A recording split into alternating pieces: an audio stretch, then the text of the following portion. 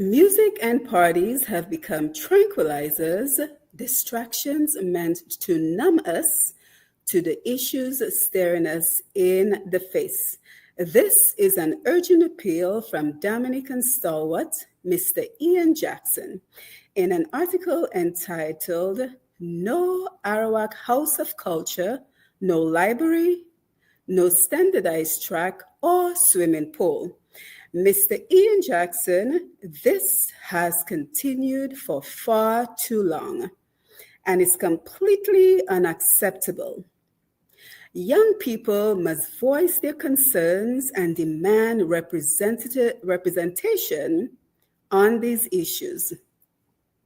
For nearly 10 years, the island state of Dominica has lacked a venue to stage plays and has no functioning library where one can sit, conduct research, or do homework in peace.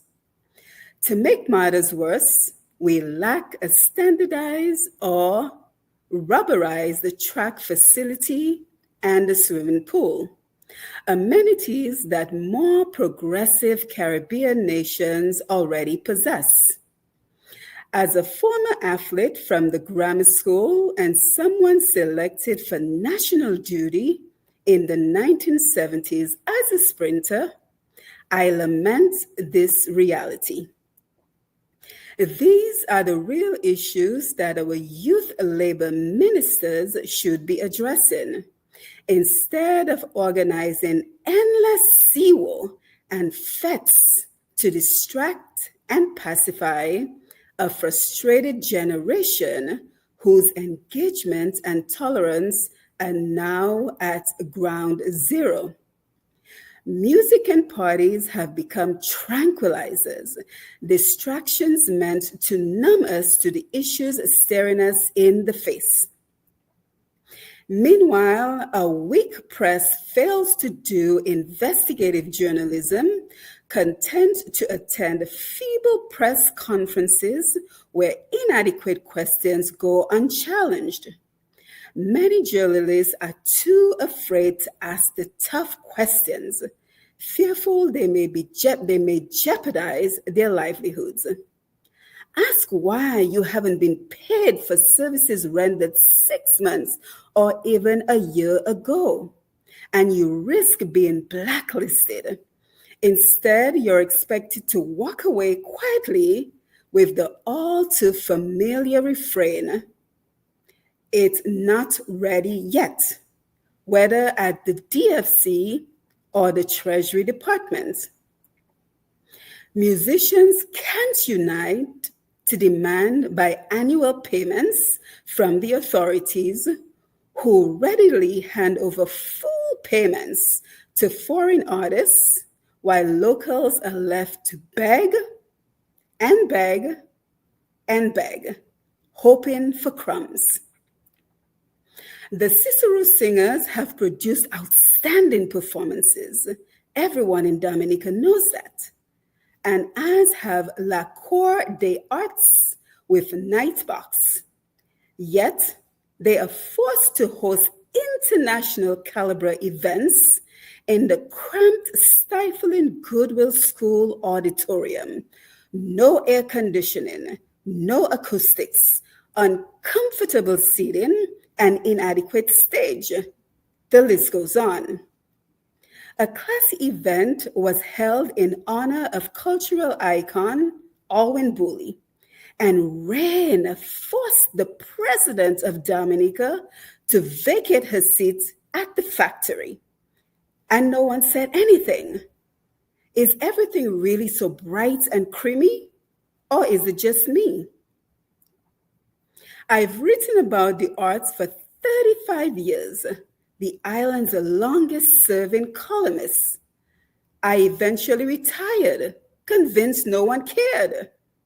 But I must speak out. It's been an entire year, and no play, event, or concert has been reviewed. No critics, no feedback, nothing. Few people read anymore. Who even knows where the library is, if it still exists? For many, AI has replaced the library. The youth can barely have a proper informed conversation before resorting to hold your mother pee. Many can't debate, fill out a passport or visa application, and the Youth Division or National Youth Council hasn't said a word. Have you heard the answers given by our athletes during interviews? Are we satisfied? Thank you, Trudy Christian. You're at least trying by organizing debates. I sat in my living room for 90 minutes watching the character games in Trinidad, but I didn't see a single Dominican athlete in the track events. Haiti, Anguilla, and nearly every other country were represented. We've scraped together a few medals here and there, usually in throwing events like javelin and shot put, thanks to our natural strength and the dedication of people like Cedric Harris and Mano Loblack, who have worked with youth athletes for decades. We prematurely granted Athenas an ambassadorship before he could establish his position in the West Indies team. Shortly thereafter, he recorded a series of low scores. So I ask, was it politically expedient? Where are the support systems? Is it now policy to award ambassadorships to anyone who makes the team, regardless of consistency? In Dominica, saying we don't have a track or can't host T20 cricket due to the Windsor Park's state is seen as anti-government, as if you lose out on your house or scholarship. I'm a grown man now. That won't work for me. Lucian officials were recently here training our swimmers, young hopefuls practicing in the sea, who must then compete in Olympic pools. It's primitive and embarrassing. We need money to fix roads for prime ministerial visits to create a good impression. But that's just a plaster on a festering sore. Let there be lights. I'm happy to hear about the installation of lights at Linda Park and a few other facilities. I also support what was done for Thea. She is Dominican, and we are proud of her achievements. But let's be honest, we can't take credit for her success. We don't even have a sandpit for training, and we had one back in the 70s and 80s. After 2.5 decades of governance, it's enough. You notice you're smiling because someone is finally saying it.